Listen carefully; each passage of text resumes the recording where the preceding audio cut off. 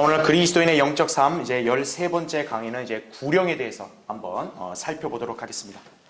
자, 거기 잠언 11장 30절을 잠깐 보시면요. 의로운 자의 열매는 생명의 나무니. 자, 오늘 우리가 공부할 주제와 연관된 용어 잘 표시해 두세요. 자, 혼들을 어떻게 해요? 이겨오는 자는 현명하니라 이거죠. 혼들을 이겨온다. 이제 이것을 우리가 신학적인 용어로 이제 구령이라고 이렇게 표현을 합니다. 자, 그리스도인은 이제 구원받은 그 은혜와 또 하나님의 사랑에 늘 감사가 넘치죠. 그렇죠? 주님이 우리를 구원하신 목적은 바로 그분을 증거하게 하시기 위함이기도 합니다. 그래서 그리스도인이란 말을 했을 때는 예수 그리스도를 증거하는 증인이란 의미가 있는 것이에요. 그러니까 예수 그리스도를 만나 변화된 사람은 그것을 다른 사람에게 전하기를 주저하지 않는다는 얘기죠. 그러니까 그리스도인의 삶으로 변화가 있으려면 예수 그리스도를 증거해야 됩니다. 그래서 예수 그리스도를 증거할 때 자신의 증거를 어떤 사람이 믿고 자신처럼 똑같이 예수님을 구주로 영접하게 되면 그 사람이 구원을 받는 거죠. 그렇죠? 그랬을 때 그 사람의 혼을 이겨왔다. 구령했다. 이제 우리가 그렇게 표현을 하는 것입니다. 한국의 기독교 역사가 흐르면서요. 이 구령에 관한 개념을 정확하게 알고 실행하는 사람들이 거의 없었어요. 성경대로 믿는 교회들이 생겨나면서부터 이제 거리에서 우리가 설교하고 또 복음을 전하고 그러면서 거리에 있는 많은 잃어버린 혼들을 우리가 주님께로 이겨오기 시작했다는 얘기죠. 그러니까 그것이 가능한 이유가 왜 그러냐면 이렇게 구령을 하려면 바른 하나님의 말씀을 잘 갖추고 준비가 돼 있어야 복음을 제대로 전할 수 있는 것이에요. 그런데 한국 기독교는 불행하게도 바른 성경이 없었다 보니까 이러한 성경적 신앙의 체계가 잘 갖추어지질 않았던 거죠. 그러니까 어떻게 효과적으로 복음을 전해야 될지도 몰랐고, 그렇죠? 구령이란 말이 뭔지도 모르고 그렇게 기독교의 역사가 흘러왔다는 얘기죠. 그러나 이제 우리가 바른 성경과 바른 신학과 교리를 이제 알게 되고 또 배우게 됨으로써 이제 구령이 무엇인지를 알고 또 어떻게 실행할 수 있는지도 우리는 이제 배울 수 있다는 얘기죠. 자, 오늘 이 시간 이제 그리스도인의 영적 삶을 효과적으로 영위하기 위해서 구령하는 것이 필요하다는 얘기죠. 자, 오늘 이제 이 부분을 살펴보겠습니다. 자, 먼저 메뉴 한번 보십시오. 잠언 11장 30절 아까 우리 읽었던 대로 혼을 이겨오는 자는 현명하니라 말씀하죠. 혼을 이겨오는 거. 자, 혼이 영어로 soul입니다. 그렇죠? 이겨오다. winning 이거죠. soul winning이라고 이렇게 우리가 표현하죠. 자, 인간은 죄 가운데 태어나 불의한 상태에 있는데 하나님께서는 그런 인간이 의로 돌이키기를 원하신다 이거죠. 이때 인간을 의로 돌이키게 할 수 있는 것은 바로 뭐라고요? 하나님의 말씀이다라는 거죠. 온갖 듣기 좋은 말로 개과천선하는 것, 이것은 진정한 의로 돌이킨 게 아니에요. 하나님의 말씀만이 불의한 죄인을 의롭게 만들 수 있다는 얘기죠. 자, 주님께서는 말씀을 선포하는 이 사명을 오늘날 우리 그리스도인들에게 위탁하셨다 이거죠. 우리가 이 사명을 잘 감당하면 주님께서는 우리를 현명하다고 칭찬하실 것이다라는 거죠. 거기 교환에 나온 대로 다니엘 12장 3절에 이런 말씀이 있죠. 자, 현명한 자들은 창공의 광명처럼 빛날 것이요. 그 다음 잘 보세요. 많은 사람을 어떻게 한다고요? 의로 돌이키는 자들은 별들처럼 영원 무궁토록 빛나리라 이렇게 말씀하고 있는 거죠. 구령자예요. 그러니까 구령자는 하늘의 별들처럼 빛난다 이거죠. 그러니까 하나님의 관점에서 진정한 스타예요. 구령자가. 물론 이 일은 결코 쉬운 게 아니죠. 농부가 수확을 기대하기 위해서는 그만한 희생과 수고가 뒤따르는 법이죠. 농사 지어본 분들은 알겠지만 그냥 씨 뿌린다고 다 되는 게 아니잖아요. 그 씨가 잘 심겨지고 또 양분을 잘 흡수하고 그 다음에 잘 자라야 비로소 열매가 나오는 거잖아요. 그때까지 농부의 수고는 끊이질 않는 거죠. 자, 성경은 우리에게 눈물로 씨를 뿌리는 자들은 기쁨으로 거두리로다. 귀한 씨를 가지고 나가서 우는 자는 정녕 기쁨으로 그의 단들을 가지고 돌아오리로다. 시편 126편 5절 6절에 그렇게 말씀하시죠. 여러분, 한 사람의 죄인을 의로 돌이키는 것은요 굉장히 힘든 일입니다. 예. 그게 그냥 말처럼 쉬운 게 아니에요. 예. 그래서 성경에서 뭐라 그래요? 씨를 뿌릴 때는 눈물로 뿌린다라는 거예요. 더군다나 세상은 하나님의 말씀이 전파되는 것을 가만 놔두지 않는다는 얘기죠. 엄청난 방해와 저항을 하게 돼 있어요. 그런 환경 가운데서 말씀의 씨를 뿌려야 되니까 얼마나 힘들겠냐 이거죠. 그래서 눈물로 씨를 뿌린다라는 거예요. 자, 그런데 씨를 어쨌든 뿌려야 어때요? 열매를 기대할 수 있는 거죠. 씨를 뿌리지도 않았는데 열매를 기대한다는 건 그건 말이 안 되는 거예요. 그래서 눈물로 씨를 어쨌든 뿌려야 기쁨으로 훗날 단들을 거둔다라는 얘기죠. 예. 따라서 비록 이 일이 힘들다고 할지라도 주님께서는 이 일을 원하신다 이거예요. 그럼 우리 그리스도인들은 모두 구령할 수 있어야 한다는 점이죠. 예. 그러니까 그리스도인은 구령을 해야 되는 거예요. 그게 열매예요. 예. 자, 여러분 모두가 오늘 이 성경의 말씀을 통해서 구령의 개념을 정확히 알고 자신은 구령을 해야 되는구나 이거죠. 복음을 전해야 되는구나. 이 사명감을 여러분 마음속에 잘 새겨야 한다 이거죠.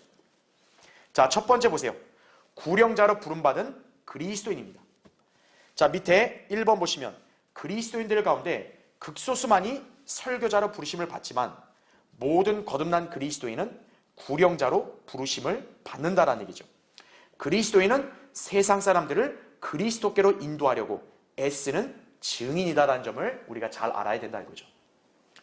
자, 모든 성도들이 다 목사가 될 수는 없어요. 그렇죠?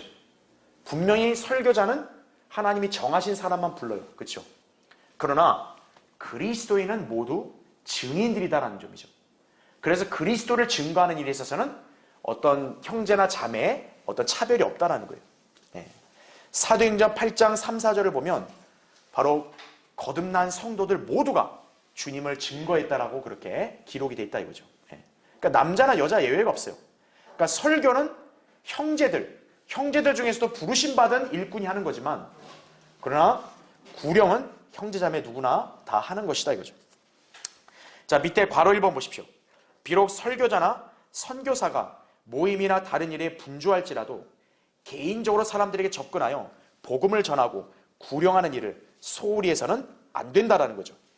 보통 유명한 목사나 설교자, 선교사 등은 평범한 어떤 그리스도인을 통해 구원받고 사역에 쓰임을 받았다라는 거죠. 이것이 복음의 능력이다라는 거죠. 네.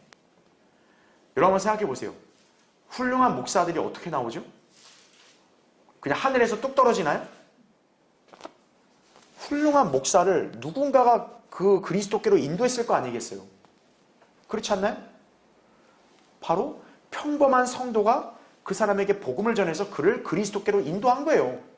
하나님은 그 사람을 쓰시는 거라고요. 예를 하나 들까요?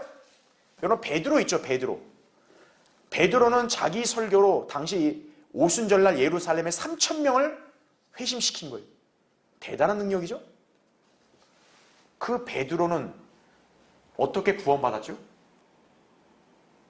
그 베드로의 형제인 안드레가 베드로를 그리스도께로 인도한 거예요.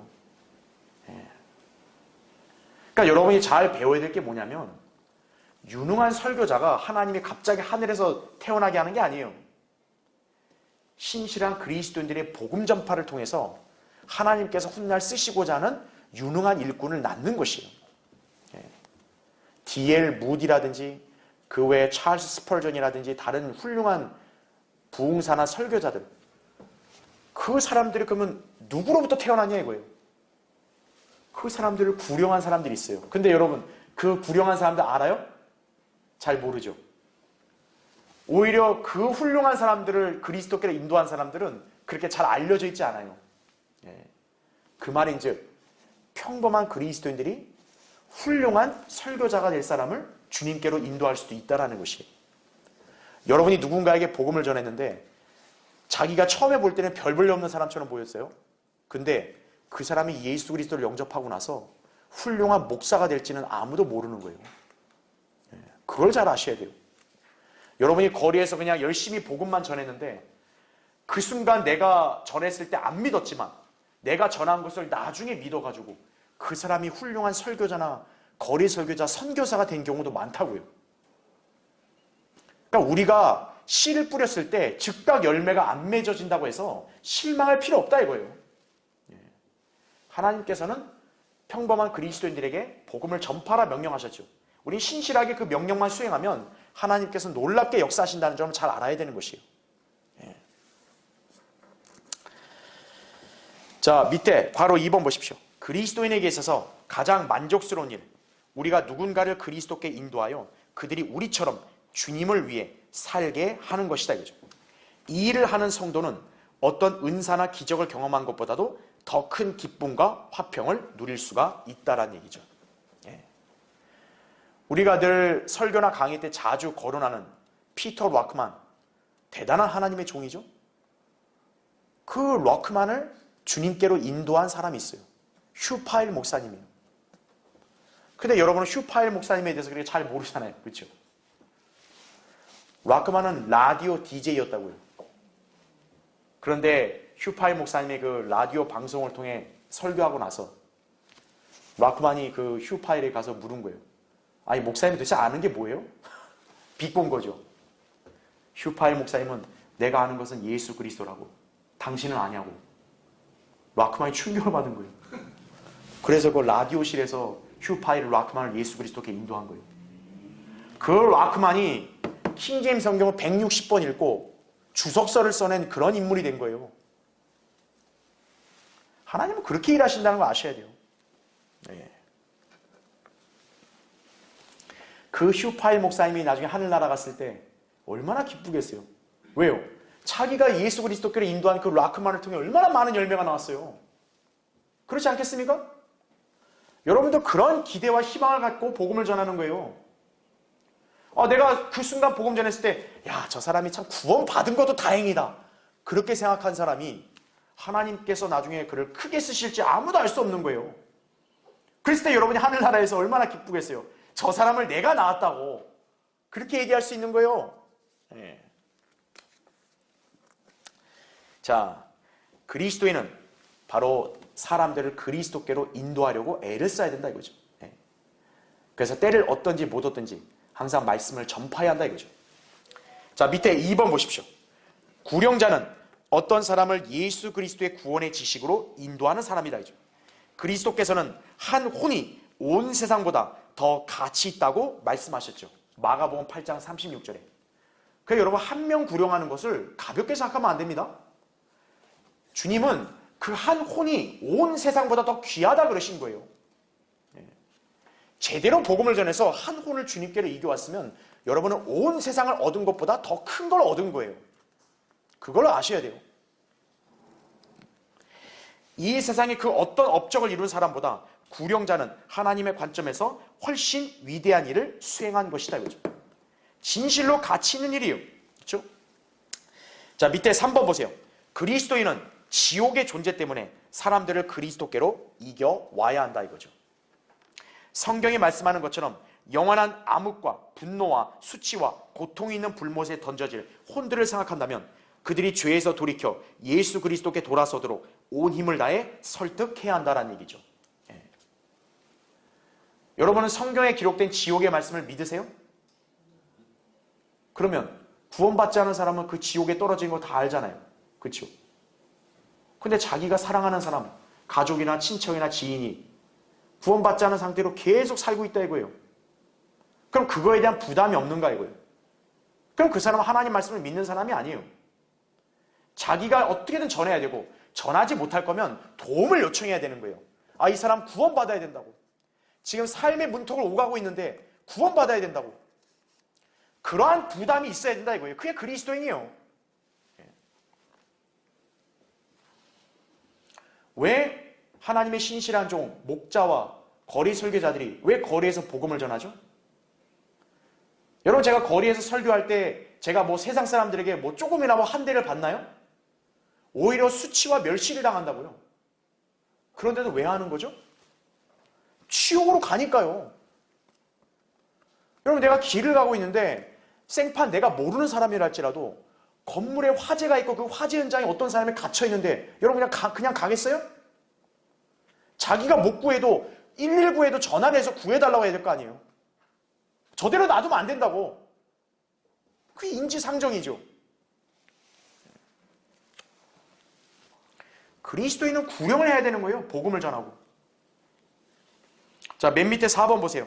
우리는 주 예수 그리스도께서 모든 죄인을 위해 십자가에서 고통당하신 사실을 힘입어, 그 다음 페이지, 사람들을 주님께로 인도하는 일에 활발해야 한다 이거죠. 예수 그리스도를 발견하면 이 세상의 그 어떤 것으로도 알지 못한 문제 해결책을 발견하게 된다 이거죠. 세상의 인생사, 고통과 괴로움의 연속이죠. 해결책이 뭡니까? 예수 그리스도를 만나야 되는 거예요. 그게 유일한 해결책이에요. 그래서 사람들로 하여금 예수 그리스도를 알라고 그렇게 외쳐야 되는 것이에요. 그렇게 전해야 된다 이거예요. 그뿐만 아니라 구령자는 그 노고에 대해서 보상을 받을 것이다 이거죠. 참 너무나 놀랍고 감사한 은혜가 뭐냐? 하나님은 우리의 자그마한 섬김을 더 놀랍게 보상하신다는 얘기예요. 복음을 전하는 성도를 하나님께서 그냥 가만히 방관만 하시냐? 아니에요. 하나님은 더 크게 보상하시는 거예요. 여러분이 신실하게 주님을 섬기잖아요. 하나님께서는 반드시 보상하시는 분이에요. 거저받는 분 아니에요. 하나님은요. 인간은 거저받기를 좋아하지만 하나님은 그렇지 않으세요. 그런 영광스러운 보상이 있다면 그리스도인이 그리스도를 증거하는 데 있어서 그건 전혀 거리낄 게 없다 이거죠. 두려워할 필요 없다 이거죠. 자, 두 번째 보겠습니다. 구령자가 되기 위한 자격 조건 그랬죠. 자, 밑에 1번을 보십시오. 구령자는 자신의 구원에 대한 확신을 지니고 있어야 한다 이거죠. 일단 복음을 전하려면 자기는 일단 구원 받았다는 걸 아는 사람이 복음을 전하는 거죠. 자기가 구원 받지도 제대로 모르는데 무슨 남한테 구원 받으란 말을 어떻게 해요? 그죠? 오늘날 대부분의 기독교인들이 구령하지 못하는 이유는 그들이 구원에 대한 지식에 무지하고 확신도 없기 때문에 그런 거죠. 그러니까 우스꽝스러운 게 뭐냐면 자기가 구원을 정확하게 받았고 또 구원이 영원히 보장된다는 확신도 없는 사람이 남한테 가서 구원 받으세요 말하는 것처럼 웃기는 게 없는 거죠. 그렇죠? 그러니까 오늘날 대다수의 기독교인들은 구령하지 못해요. 복음도 못 전하는 거예요. 왜? 자기도 구원 받았는지 잘 모르는데 어떻게 남한테 구원 받으란 말을 하겠어요? 그렇죠?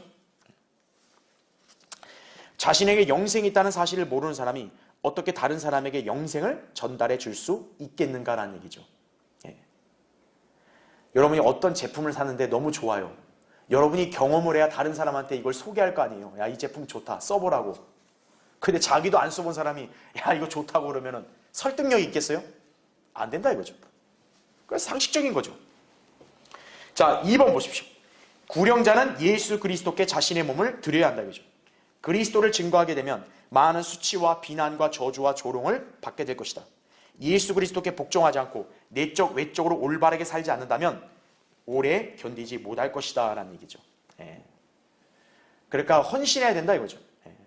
헌신한 사람이 예수 그리스도를 기꺼이 증거할 수 있는 것이. 그 다음에 3번 보세요. 구령자는 사랑과 불굴에 인내하는 마음으로 일해야 한다라는 거죠.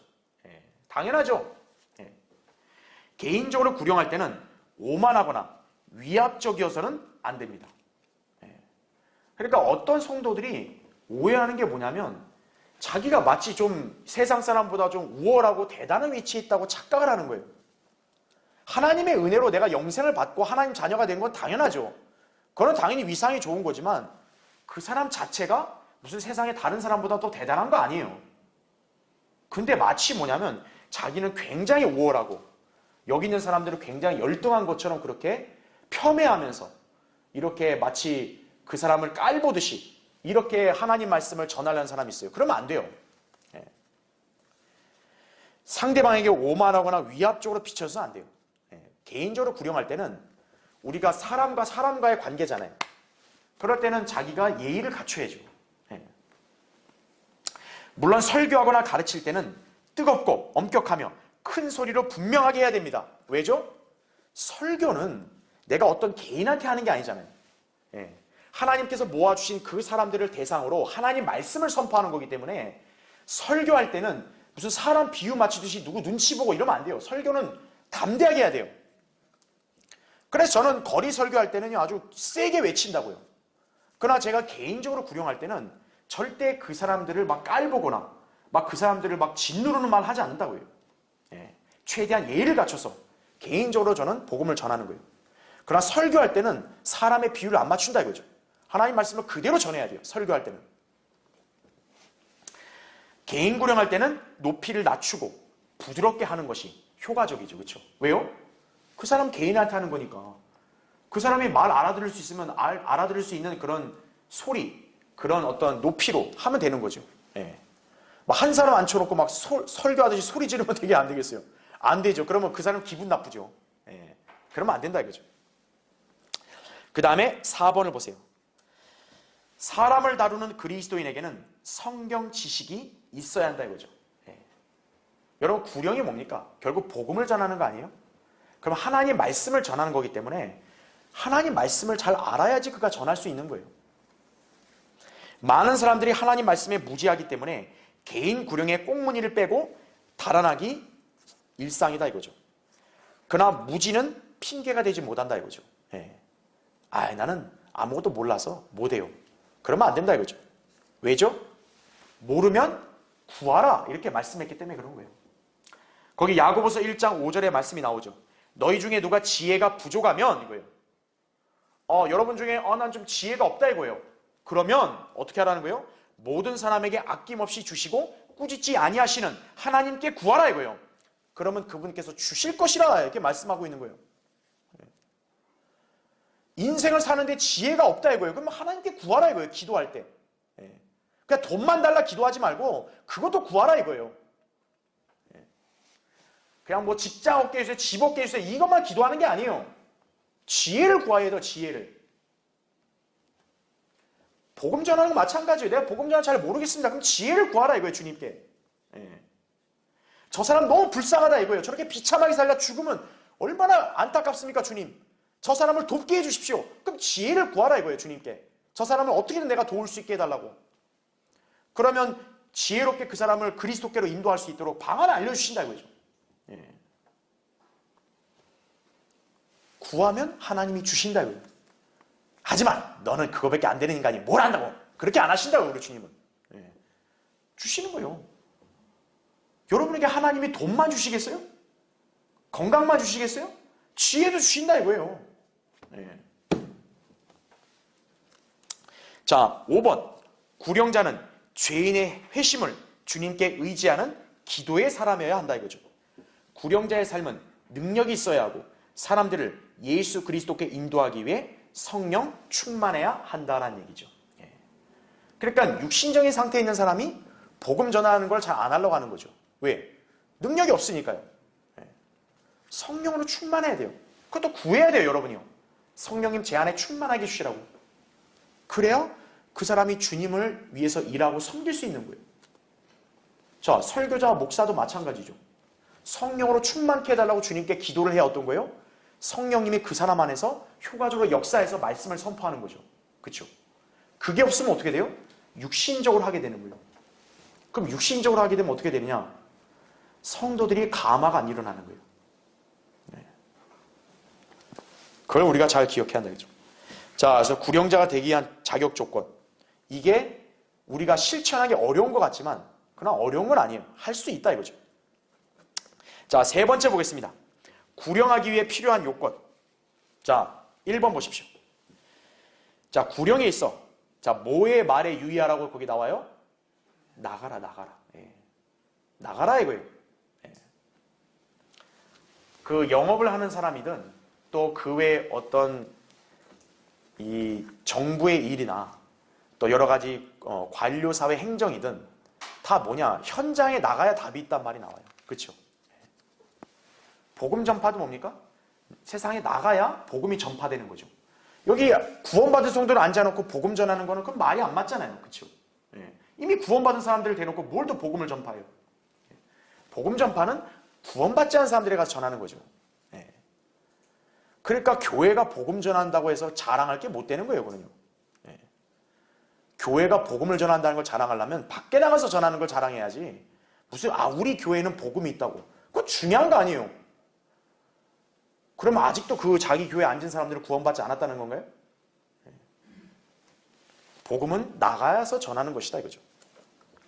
세상으로 나가서 사람을 만나지 않는다면 결코 구령할 수 없다 이거죠.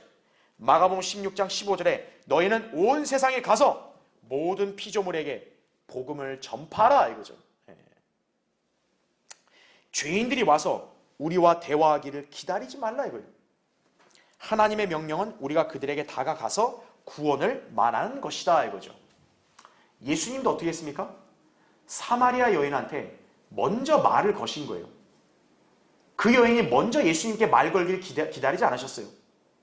주님이 먼저 그 여인에게 마실 물을 좀 달라고 대화를 먼저 유도하셨다 이거죠. 그리스도인은 먼저 다가가서 그 사람에게 복음을 전해야 되는 것이에요.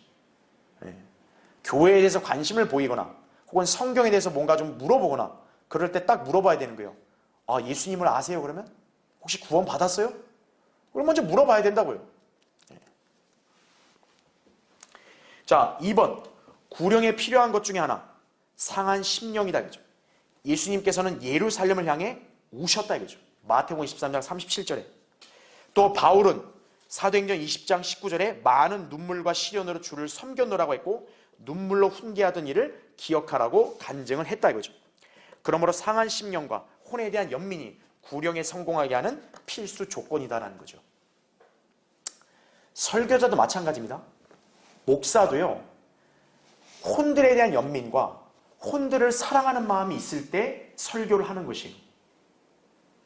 그거 없이 그냥 먹고 살라고 설교하는 사람은 그건 싹군이에요. 그 사람은. 오늘날 대다수 이 나라의 기독교계의 목사들이 싹군들이에요. 전부 다. 혼에 대한 연민과 사랑이 없어요. 그럼 왜 설교하는 거죠? 헌금 거두려고 설교하는 거예요.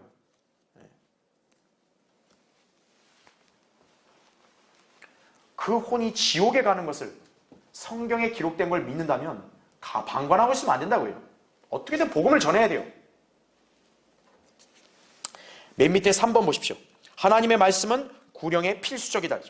베드로전서 1장 23절에 너희가 거듭난 것은 썩어질 씨로 된 것이 아니라 썩지 아니할 씨로 된 것이니 살아있고 영원히 거하는 하나님의 말씀으로 되었느니라. 이렇게 나오죠. 자, 다음 페이지죠. 씨 뿌린 자의 비유에서 좋은 씨는 하나님의 말씀이다 이거죠. 누가복음 8장에 나온 대로. 따라서 우리는 하나님의 말씀에 의지하여 분명한 의미를 알고 전달을 해야 된다는 거죠. 그러므로 믿음은 들음에서 나오고 들음은 하나님의 말씀에 의해서니라 이거죠. 자, 우리가 거리에서 복음을 전하죠. 구원받지 않은 죄인들은 영이 죽어 있으니까 하나님을 모르잖아요.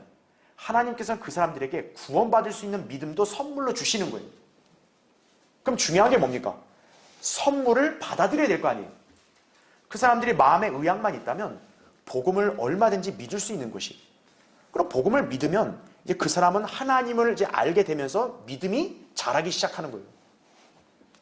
그렇게 돼야 되는데 대다수의 사람들이 어떻게 한 거예요? 하나님 말씀을 그냥 듣기를 거부하는 거예요. 아, 안 믿어, 안 믿어. 심지어는 어떤 거예요? 하나님 말씀을 전하는 사람을 갖다가 막 소리 지르고 삿대질하면서 반대한다 이거죠. 조용히 해! 이거예요. 시끄러워! 이거예요. 왜 여기 와서 떠들어? 이거예요. 저는 지난주에 복음 전하면서 그런 것들을 좀 많이 경험해 봤어요. 막 엄청나게 소리를 지르는 거죠. 그런 사람들이 지옥으로 가는 거예요, 이제. 자, 네 번째 보겠습니다. 구령할 때 알아야 할 사실들. 자, 일단 거기를 볼 텐데, 자, 잠깐 여기 한번 보세요. 우리나라 기독교계는요, 이 구령이란 말이 생소해요, 사실. 구령이란 말이 뭔지를 잘 모른다고요.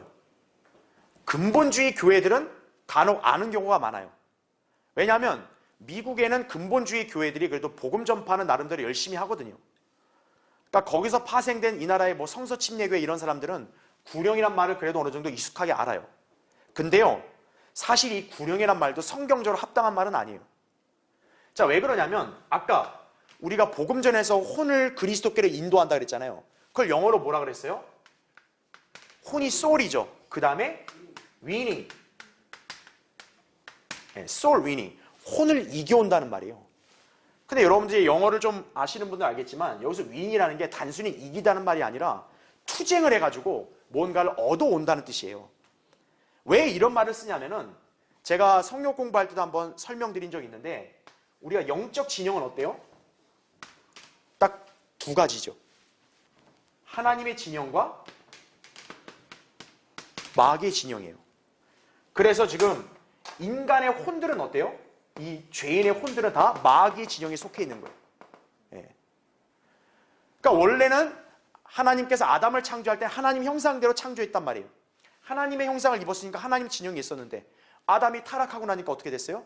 타락한 본성을 이어받으니까 모두 마귀의 자녀로 태어나는 것이에요. 그러니까 지금 이 땅에 살고 있는 구원받지 않은 모두 혼들은 다 누구의 수중에 있는 거예요? 마귀의 수중에 있는 거예요. 그래서 예수 그리스도가 이 땅에 오신 것은 마귀의 일들을 멸하시고 바로 죄의 권세에서 해방시키기 위함이에요. 그래서 이제 어떻게 하냐? 예수 그리스도의 십자가의 구속사역, 이 복음을 전파하는 거죠, 우리가. 그래서 죄인이 이제 복음을 믿잖아요? 그렇죠? 복음을 믿으면 어떻게 되는 거예요? 마귀의 진영에서 하나님의 진영으로 옮겨오는 것이에요. 골로새서 1장 13절에 보면 흑암의 권세에서 사랑하는 아들의 나라로 옮겨졌단 말이 나옵니다. 그게 바로 혼을 하나님께로 옮겨오게 하는 거죠. 그래서 우리가 구령이란 말을 할 때는 바로 죄인들에게 이게 복음을 전하잖아요. 그래서 죄인들을 어떻게 하는 거예요? 이 마귀의 진영에서 어디로 데려오는 거예요? 하나님의 진영, 예수 그리스도께로 데려오는 거예요. 근데 여러분도 아시다시피 마귀가 그걸 가만 놔두겠어요? 아이고 예수님께 데려가려고? 데려가 이래요 마귀가? 천만의 말씀이죠. 마귀는 결코 안 내주는 거예요. 그래서 복음 전하는 그리스도인들을 갖다가 공격하는 거예요. 하나님 말씀도 공격하는 거예요. 왜? 자기가 데리고 있는 혼들을 뺏기니까요. 그런데 하나님께서는 그냥 가만히 넋놓고 계실까요? 아니죠. 바로 우리 그리스도인들을 부르셔서 보내시는 거죠. 가서 씨를 뿌려라 얼른. 그래서 이 혼들에게 복음을 전해서 이들을 나에게로 이겨오라 이거죠. 예. 그래서 우리가 복음을 전하는 건 뭐냐? 하나님과 마귀의 진영 사이에 치열한 영적 싸움이라는 거 아셔야 돼요. 우리가 단순히 거리에서 사람들에게 이거 주고 이 차원이 아니에요. 하나님의 진영과 마귀의 진영이 지금 엄청난 싸움을 하고 있는 거예요. 하나님은 이혼을 데려가고 싶은데 마귀는 안 돼요 이러면서 방해하고 있는 거예요. 엄청난 싸움이라는 거 아셔야 돼요. 우리가 복음 전에서 거의 구령할 수 있는 단계까지 올 때도 마귀는 공격하는 거예요. 야 영접하면 안 돼. 하지마. 그래서 갑자기 그 사람이 마음을 바꾼다든지 아니면은 막 이상한 사람이 와가지고 야 듣지마 당신 뭐야 이렇게 삿대질하고 우리한테 생판 모르는 인간들이. 그게 왜 그런 줄 아세요? 마귀가 그렇게 하는 거예요.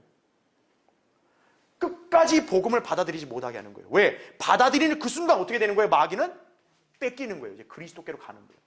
그래서 우리가 혼을 이겨온다는 말을 왜 쓰는 거냐? 마귀의 그런 강력한 저항을 투쟁을 해가지고 거기서 혼을 데리고 하나님께로 이렇게 인도하는 것이죠. 그래서 그걸 이겨온다는 말 쓰는 거예요. 싸워서 얻어온다라는 거죠. 그래서 soul winning, 혼을 이겨온다는 말 쓰는 거예요. 근데 우리가 이걸 한글로 표현하기가 애매하죠. 그러니까 이 의미를 잘 모르니까 한국 기독교는 바른 성경도 없어서 그러니까 특히나 한국 교회는 영혼이라고 이분법으로 쓰잖아요. 그러니까 이 사람들이 이걸 그냥 구령이라 쓴 거예요. 구령. 영혼 구원, 구령 이렇게 써버린 거예요. 그러니까 이 말은 사실 적합하지 않다는 거죠. 왜요? 단순하게 혼이 구원받는 게 아니라 혼을 이겨오는 거기 때문에 soul winning. 그러다 보니까 우리가 이거를 영이 구원받는 거 아니니까 그러면 구혼 이렇게 해야 맞지 않나 이렇게 생각할 수 있는데 그것도 정확한 표현은 아니라는 거죠. 혼이 구원받는 건 그 사람에게만 해당되는 거지 우리 입장에서는 혼을 어떻게 하는 거예요? 구원시키는 거잖아요. 이겨오는 거잖아요. 그래서 우리 입장에서 표현할 때는 구원이란 말도 사실 적합하진 않아요. 그러니까 정확한 표현은 영어로 할 땐 soul winning 표현하기 좋은데 한글로는 마땅치가 않아요. 그리고 이미 한국 기독교 사회는 어때요? 구령이란 말이 오래도록 정착이 됐죠. 그러니까 괜히 이거를 어설프게 바꿨다가는 혼란이 오니까 그냥 우리가 쓰는 거란 얘기죠. 마치 뭐와 똑같아요? 세대주의랑 똑같은 거예요. 제가 세대주의 강의할 때도 그게 사실 정확한 용어가 아니라 그랬죠. 근데 워낙 세대주의가 고착화되니까 이걸 괜히 우리가 바꾸면 어때요? 가뜩이나 무지한 사람들이 혼란스러워하니까 그냥 우리가 쓰는 것 뿐이에요. 그러니까 여러분도 그 개념은 잘 알고 있으라는 얘기죠. 예. 네 번째 마지막 주제를 보면요. 자, 구령할 때 알아야 할 사실들이 뭐냐. 자, 밑에 1번. 복음을 전할 수 있도록 일단 기도해야 한다 이거죠. 예. 저 역시도 마찬가지예요. 제가 기도하지 않고 그냥 무턱대고 제가 복음을 아니까 가서 전하겠다. 절대 못 전하는 거예요. 저 자체도 절대 혼을 못 이겨오는 거예요. 자, 사도 바울도 어떠냐? 복음을 전할 수 있도록 기도를 부탁한 거예요. 거기 에베소 6장 19절 나오죠? 그리고 나를 위하여서는, 이 나가 바울이잖아요. 그렇죠? 내게 말씀을 주시어 내 입을 열어 담대하게 복음의 신비를 알리게 하도록 어떻게 하래요? 기도하라 이렇게 명령하고 있는 거예요. 그 유능한 사도 바울까지도 어떤 거예요? 자기가 구령하고 가르친 성도들에게 기도 부탁하는 거예요. 내 입을 열어서 복음의 신비를 담대하게 알리도록. 왜냐? 우린 인간이기 때문에요. 어떤 경우는 마귀가 강력하게 역사하는 지역 있잖아요. 그 지역에서는요, 복음 전하기 어려운 경우가 많습니다. 그거는 우리 이성욱 목사님도 생전에 한번 간증하신 적이 있어요. 순회 설교하다 보면 어떤 지역 들어갈 때는요, 막 순간 울컥 겁이 난다는 거예요. 그래서 그때는 국남형제를 시켜서 어떻게 하냐, 그 찬송가 있잖아요. 영적 전쟁의 찬송가, 그거를 틀게 했다 이거죠. 그걸 힘을 얻고 들어가는 거예요. 저도 마찬가지예요. 어떤 지역은 참 수월하게 잘 되는데 어떤 지역은 순간 들어가기가 멈칫하는 경우도 있어요. 저 스스로도. 꽤 마귀의 영이 강력하게 역사하는 지역이 있어요. 그래서 어떻게 하냐? 그리스도인은 기도해야 된다 이거죠. 주님께 지혜를 주시고 입을 열어서 복음을 담대하게 전할 수 있도록 기도해야 된다 이거죠. 그러니까 여러분만이 아니에요. 저도 마찬가지예요. 모든 그리스도인들도 그냥 단순하게 그냥 의욕적으로 복음 전하는 게 아니라 기도하고 복음을 전하는 거예요. 그걸 아셔야 돼요. 자, 그 다음에 2번 보세요. 가능하면 동년배, 동성과 접촉하는 것이 좀 효율적입니다. 물론 이거는 절대적이란 말이 아니에요. 가능하면 그게 좋다는 거죠. 왜? 공감대가 잘 형성이 되니까. 그러니까 서로 대화하기가 더 유리하니까 그런 거죠. 만약에 초등학생 아이가 노인한테 복음을 전한다 보면요, 좀 어색하죠. 초등학생이 그 노인분한테 인생이 무엇인지 아십니까? 노인분이 어떻게 생각하겠어요?